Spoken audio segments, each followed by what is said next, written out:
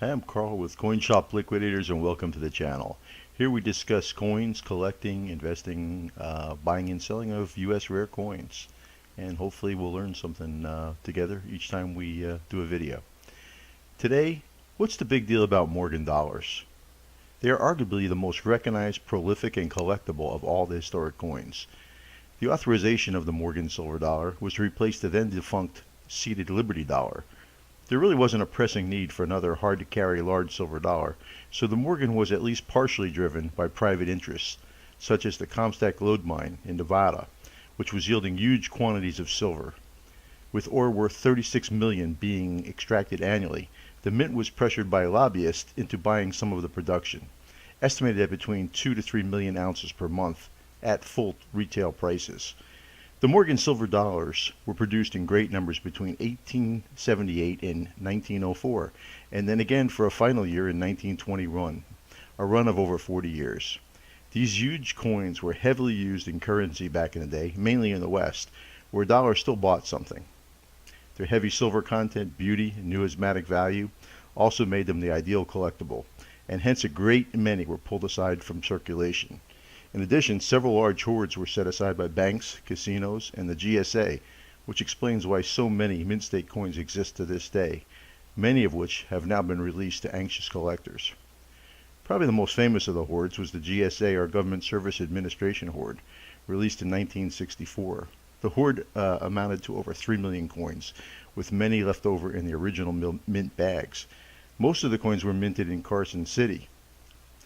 In fact, the GSA hoard contained up to 84% of the entire mintage of the CC, or Carson City dollars.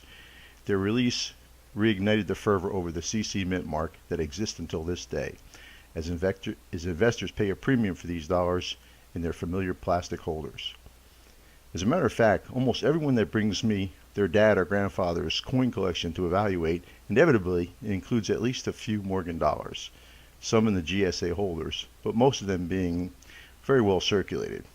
I'm sure Grandpa knew he was carrying some Morgans in his pocket when he had to lug around a small handful of these large and heavy coins in his pocket. The coin does not feature the likeness of Morgan, but rather Liberty on the obverse and a glorious eagle with wings spread on the reverse. George T. Morgan was then the U.S. Mint assistant engraver and designer of the coin. In a strange twist of events, his design was chosen over that of his boss, William Barber, designer of the famous Barber Quarter. Morgan's initials M can be found on every coin.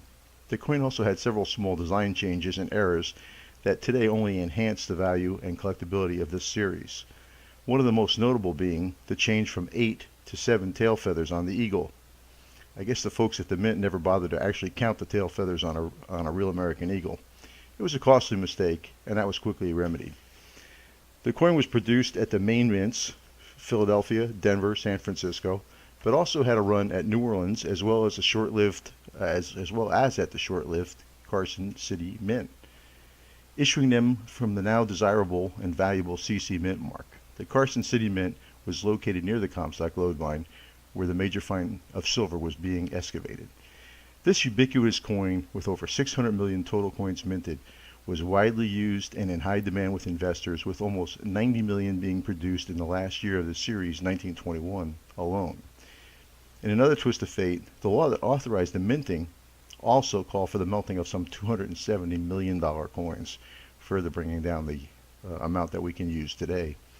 A word of caution is in order. The popularity and great worth of these coins has unfortunately made it the subject of several counterfeiting efforts. This is just another reason why I always recommend buying high quality coins certified by PCGS and NGC, as I sell in my eBay store. I find that due to the fact these coins are so well known and recognized, they seem to always draw a lot of attention and bidding in my store and also on the internet at auctions. I believe the Morgan silver dollar will remain a favorite of investors and collectors and only appreciate in value over the coming years. Thanks for viewing. To get a great deal on Morgan dollars and many other coins, visit my eBay store. You'll find the link in the description. I also hope you enjoyed the video. Please subscribe and feel free to contact me at coinshop liquidators@gmail.com.